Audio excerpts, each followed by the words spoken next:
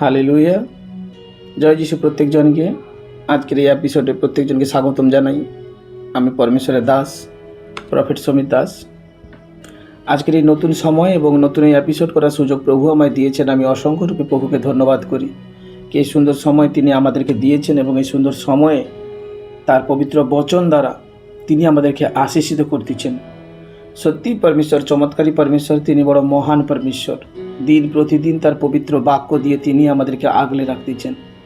আজ যতজন আনন্দে আছো এবং এই বচনকে শোনার জন্য তোমরা অপেক্ষায় আছো, বিশ্বাস রাখো আজকের এই এপিসোড তোমার জীবনকে বদলাবে পবিত্র যিশু নামে। যখন আমরা কোনো দিশা পাই না, যখন আমরা বিভিন্ন সমস্যায় জর্জরিত, তখন একমাত্র পরমেশ্বরের বাক্যই পারে আমাদেরকে উদ্ধার করতে। পরমেশ্বরের বাক্যই পারে আমাদেরকে সঠিক পথ দেখাতে এবং প্রভুর বাক্যই আমাদেরকে সত্যি আবার সতেজ করে তুলে। যেমন একটা ঝিমিয়ে যাওয়া বৃক্ষ, তার যখনই কড়া খুশিয়ে জল দেওয়া হয় এবং খাবার দেওয়া হয়, সত্যি সেই বৃক্ষ আবার খুব সুন্দর একটা আকৃতি নেয়। ঠিক আমরা আজ যতজন প্রভুতে বিশ্বাসী, আজ মাসি দেহ, খ্রিস্ট দেহ, আজ আমরা যতজন আছি প্রভু যিশুতে বিশ্বাস করে আমরা আছি, আমি সত্য সত্য তোমাদের বলছি, প্রভুর বাক্যই আমাদেরকে পথ দেখাতে পারে, প্রভুর বাক্যই আমাদেরকে উদ্ধার করতে পারে, প্রভুর বাক্য আমাদের জীবনকে বদলে দিতে পারে। Amen, hallelujah. আজ এসো আমি এই বচন দ্বারা প্রত্যেকজনের জন্য কথা বলবো এবং এই বচন দ্বারা সবার জীবনে কল্যাণ হবে। তার আগে এসো আমি প্রার্থনা করতে চাই প্রত্যেকজনের জন্য। পবিত্র পিতা, আমি তোমায় ধন্যবাদ করি। সর্বশক্তিমান মহান ঈশ্বর, আমার বাহিনীগণের সদাপ্রভু, আজ যতজন সন্তান সত্যি প্রভু এই এপিসোডকে শুনছে প্রভু, তাদের জীবনে তুমি কল্যাণ করো পিতা পরমেশ্বর। তাদের জীবনে তুমি বড় থেকে বড় মহিমা করো পিতা পরমেশ্বর। আজ বচনের গভীরত্ব, আজ বচনের মহিমা এই সন্তানদের জীবনে প্রভুকে প্রকাশিত হোক। পিতা, আমি তোমার দাস বাবা, আমি প্রার্থনা করি আজ আমার লোকেদের জন্য আমি বিনতি করি প্রভু, তাদের সবার জীবনে তুমি কল্যাণ করো প্রভু। আজ যে যেভাবে সমস্যাতে আছে, যে যে প্রবলেমসে আছে প্রভু, যে যেভাবে আজ লড়াই করছে তার জীবন যুদ্ধে প্রভু পরমেশ্বর, তুমি তাকে উদ্ধার করো, তুমি তাকে রক্ষা করো প্রভু। আমি বিশ্বাস করি প্রভু আজকের এই বচন দ্বারা, আজকের এই সন্ধ্যার এই মিটিং সত্যি তাদের ঘর পরিবারকেও আলোকিত করবে প্রভু। এই গুড ইভিনিং হলি স্পিরিট, এই মিটিং সভা এবং এই প্রার্থনা সভা, এই বচন সমস্ত কিছু এদের জীবনকে বদলে রাখবে প্রভু, আমি বিশ্বাস করি।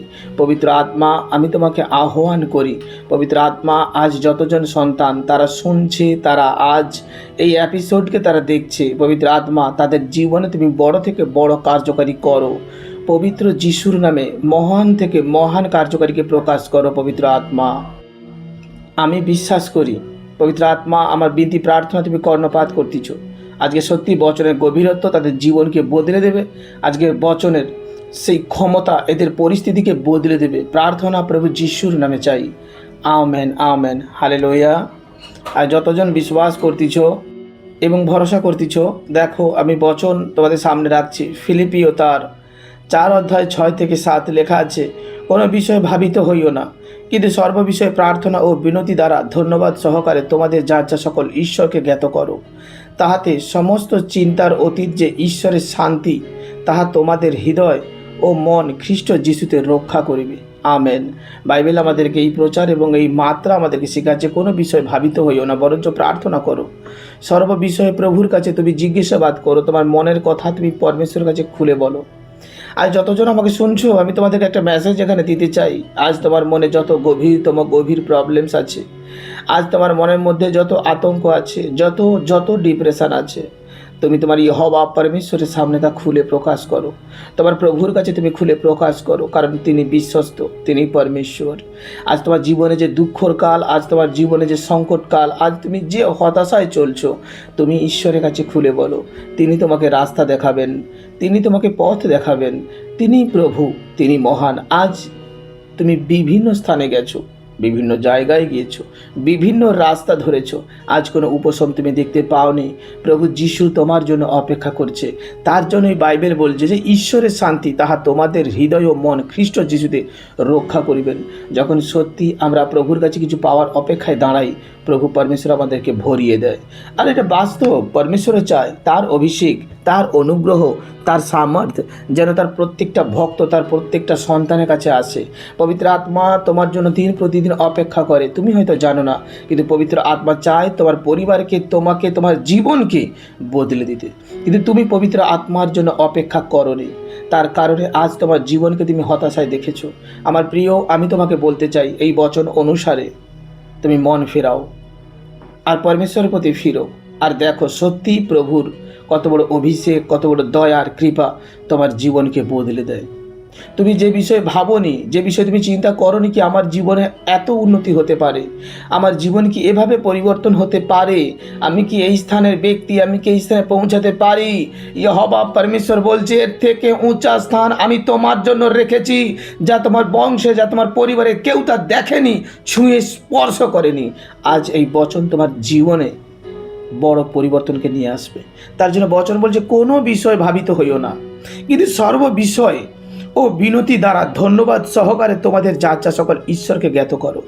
প্রভু পরমেশ্বরকে ধন্যবাদ করো, আর তোমাদের প্রত্যেকটা বিষয় তোমরা পরমেশ্বরের কাছে বলো, প্রত্যেকটা বিষয় তোমরা প্রভুর কাছে বলো, যেন প্রভুই সেই রাস্তা দেখায়, প্রভুই যেন সেই উপশম পথ দেখায়, প্রভুই যেন তোমার যে গৃহ মন্ত্রণা তাকে তিনি সুস্থির করেন, কারণ পরমেশ্বর বিশ্বস্ত। এই বচনকে মনে রাখো, প্রভু বিশ্বস্ত, তিনি কখনো তোমাকে দিয়াবলের হস্তে ছেড়ে দেবেন না, তিনি কখনো তোমাকে হতাশায় যেতে দেবেন না, তিনি কখনো তোমাকে তাড়িত করবেন না, কারণ তিনি বিশ্বস্ত। এবং যোহন লিখিত সুসমাচার, যোহন তার 16:33 লেখা আছে, এই সমস্ত তোমাদিগকে বলিলাম যেন তোমরা আমাতে শান্তি প্রাপ্ত হও। জগতে তোমরা ক্লেশ পাইতেছ, কিন্তু সাহস করো, আমি জগৎকে জয় করিয়াছি। দেখো, আজকের দিনের জন্য প্রভু আমার ভবিষ্যৎবাণী করে গেছেন, বলছে কিন্তু সাহস করো, আমি জগৎকে জয় করিয়াছি। তিনি কথা কেন বলছেন? আজ তোমার উপরে সেই ভরসাকে তিনি করছেন, আজ তোমার উপরে সেই বিশ্বাসকে তিনি করছেন, কারণ তিনি তার জন্য প্রভু নিজের থ্রু দিয়ে বলছে যে আমি জগৎকে জয় করেছি, তুমিও জয় করবে। হয়তো তুমি এখানে ক্লেশ পাচ্ছ, কিন্তু শান্তি তোমার মধ্যে আছে এবং বিশ্বাস রাখো। তিনি তার জন্য বলছে তোমরা আমাতে শান্তিপ্রাপ্ত হও। তোমরা যখন প্রভুতে শান্তিপ্রাপ্ত হবে, যখন তোমরা প্রভুতে স্থির হবে, তখন প্রভুর এই মহিমাকে তোমাদের জীবনে তোমরা দেখতে পাবে। কারণ যদি কেউ প্রভুতে স্থির না হয়, যদি কেউ প্রভুতে স্থির হয়ে না ওয়েট করে, অপেক্ষা করে, সবথেকে বড় মূল্য আমাদের জীবনে আসে ধৈর্য। কিন্তু অধিকাংশ মানুষ তারা ধৈর্য ধরতে চায় না। ধৈর্য আমাদের জীবনে এত বড় পুরস্কার এনে দেয়, কিন্তু তোমার জীবনে তুমি সব কিছু তাড়াহুড়োয় চাচ্ছ, তোমার জীবনে তুমি সব কিছু খুব জলদি চাচ্ছ, তার কারণে হয়তো আজ তুমি সমস্ত দিক থেকে সমস্যায় জর্জরিত হচ্ছ। কিন্তু যে ব্যক্তি ধৈর্য ধরতে জানে, যে ব্যক্তি সত্যি অপেক্ষা করতে জানে, সফলতার চাবিকাঠি তার হাতে থাকে। প্রভু যিশু চাইলে অনেক কিছু করতে পারতেন, কিন্তু তিনি ধৈর্য ধরে অপেক্ষা করে পিতার প্রত্যেকটা আজ্ঞাকে পালন করেছে। আজ তুমি খ্রিস্টে বিশ্বাসী, আজ তোমার তাড়াহুড়ো করার কোনো প্রয়োজন নেই। তুমি তোমার পিতার উপরে ভরসা রাখো, তুমি তোমার প্রভুর উপরে ভরসা রাখো, আর সর্বক্ষণ ধৈর্য ধরো, অপেক্ষা করো, সর্ববিষয়ে প্রার্থনা করো। ঈশ্বরকে বলো, প্রভু আমার এই প্রবলেমস, প্রভু আমার এই সমস্যা, প্রভু আমার সংসারের এই সমস্যা, প্রভু আমার জীবনে এই সমস্যা, প্রভু আমার স্বামী সন্তানের সমস্যা, প্রভু আমার স্ত্রীর এই সমস্যা, প্রভু তোমার যে সমস্যা, যে প্রবলেমস, তুমি প্রভুকে খুলে বলো। তোমার প্রার্থনাকালে তুমি পরমেশ্বরের কাছে সব কিছু খুলে বলো, কারণ তিনি শুনতেছেন। বাইবেলে লেখা আছে আমার কর্ণ এতটাও ভারী নয় যে আমি প্রার্থনা শুনি না। আজ মনে রেখো, প্রভুর বচনে এও লেখা আছে আমার হস্ত এতটাই খাটো নয় যে আমি তোমাকে পরিত্রাণ করতে পারবো না। তাই মনে রাখো, যখন তুমি প্রভুর কাছে গিয়ে তোমার প্রত্যেকটা সংকল্প, তোমার প্রত্যেকটা শব্দ তুমি পরমেশ্বরের কাছে খুলে বলতেছ, প্রভুর কাছে খুলে বলতেছ, তিনি তার প্রতিকার করবেন, তিনি তোমাকে সেই পথ থেকে বাহির করবেন। এবং বচনে এও লেখা আছে, যোহন তার 14:27 লেখা আছে, শান্তি আমি তোমাদের কাছে রাখিয়া যাইতেছি, আমারই শান্তি তোমার দিগকে দান করিতেছি। জগৎ যে রূপ দান করে আমি সেই রূপ দান করি না। তোমাদের হৃদয় উদ্বিগ্ন না হোক, ভীত না হোক। হালেলুয়া। পরিষ্কার বাইবেল আমাদেরকে প্রুফ দিচ্ছে, বাইবেল পরিষ্কার আমাদেরকে বলছে জগৎ যেভাবে শান্তি দান করে সেই শান্তি আমি দান করি না। কারণ জগৎ যদি আজ তোমাকে শান্তি দেয়, কাল তোমার জীবনে দুঃখ নেমে আসতে পারে। জগৎ আজ তোমাকে কিছু দিলে আগামীকাল তোমার কাছ থেকে কিছু চেয়ে বসতে পারে, কিন্তু খ্রিস্ট বলছে আমি এরকমই নয়। প্রভু বলছে আমি আলাদা, যা আমি তোমাকে দেব, যা আমি তোমাকে পুরস্কৃত করব, কারো ক্ষমতা থাকবে না তা তোমার থেকে কেড়ে নেওয়ার। তুমি যদি পুরস্কৃত হওয়ার পর, তুমি যদি পরমেশ্বরের পুরস্কার পাওয়ার পর পরমেশ্বরকেই তুমি না চিনতে পারো, সেটা তোমার ব্যর্থতা। কিন্তু যখন তুমি প্রভুর কাছে আসছো, প্রভুকে যখন তুমি ডাকছো, পরমেশ্বরের কাছে তুমি বিনতি করছো, প্রভু বলছে আমি তোমাকে সম্পূর্ণ আলাদা রূপে সে অভিষেক আর আশীর্বাদ করব। স্বর্গের সেই দয়ার কৃপা তোমার জীবনে আমি নিয়ে আসবো। জগৎ যেভাবে তোমাকে দান করে সেভাবে নয়। জগতের মতন করে আমি তোমাকে কিছুই দেবো না, কারণ জগৎ যা দেয় তা রিটার্ন চায়। জগৎ তোমাকে যা দেবে তা তোমাকে ফেরত চাইবে, কিন্তু বাইবেল বলছে আমি তোমাকে যা দেবো তা কখনোই আমি তোমাকে ফেরত চাইবো না। তুমি কি চাও তোমার জীবনে এই বড় মহিমা ঈশ্বর করুক? তুমি কি সেই মূল্য চুকাতে চাও? তুমি কি পরমেশ্বরের কাছে থাকতে চাও? পরমেশ্বরের এই মহানতা দয়াকে তোমার জীবনে তুমি নিতে চাও? আজ যদি তোমার ইচ্ছে হয় যে হ্যাঁ প্রভু, এই দয়া আমার জীবনে চাই, পরমেশ্বর এই কৃপা এই অনুগ্রহ আমার জীবনে চাই, প্রভু মন ফেরাও, ফিরে এসো আর প্রভুর শান্তি গ্রহণ করো। প্রভু বলছে আমারই শান্তি আমি তোমাদিগকে দিতেছি। আজ যদি প্রভুর শান্তি তোমাদের হৃদয়ে থাকে, তোমাদের মধ্যে যদি প্রভুর শান্তি থাকে, তোমরা বিরাজমান রাজ করবে যিশু নাসরি নামে। আমি প্রফেসি করছি পবিত্র যিশু নাসরি নামে।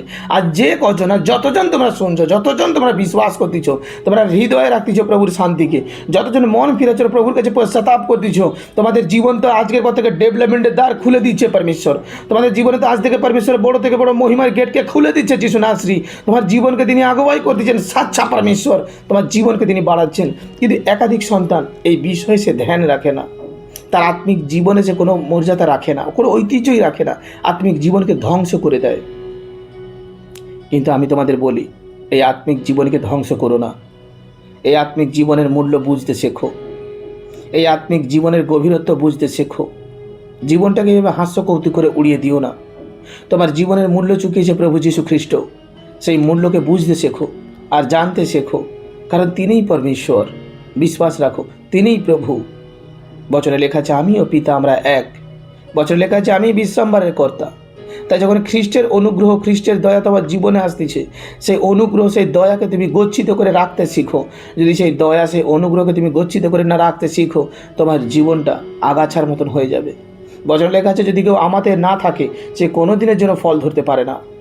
এবং বচনে লেখা আছে যে আমাদের স্থির থাকে সে আমার থেকেও বড় বড় কার্যকারী করবে। তোমার পবিত্রতা তোমার পরিচয় হবে। তুমি পবিত্রতার জীবনকে হারিও না, পবিত্রতাকে কখনো নষ্ট করো না। মনে রেখো তোমার জীবনের মূল্য যীশু খ্রিস্ট তিনি চুকিয়েছেন। তাই বিশ্বাসে ভরসায় পবিত্রতার জীবন ধরে রাখো আর সদা প্রভুর চরণ তলে নিজেকে সমর্পণ করে দাও। আজ থেকে তোমার জীবনে হার এক প্রবলেমস, হার এক সমস্যা প্রভু যীশু নামে সরে গেছে। বিশ্বাস রাখো, আমি ভবিষ্যৎবাণী করছি তোমার জন্য কি তোমার জীবন থেকে সমস্ত রকমের সমস্যা আজ গায়েব হয়ে গেল। সমস্ত রোগ, তোমার ডিপ্রেশন তোমার জীবন থেকে সরে গেছে। তোমার জীবনে পরমেশ্বরের খুশির সংবাদ পাঠাচ্ছে প্রভু যীশু নামে। আমেন।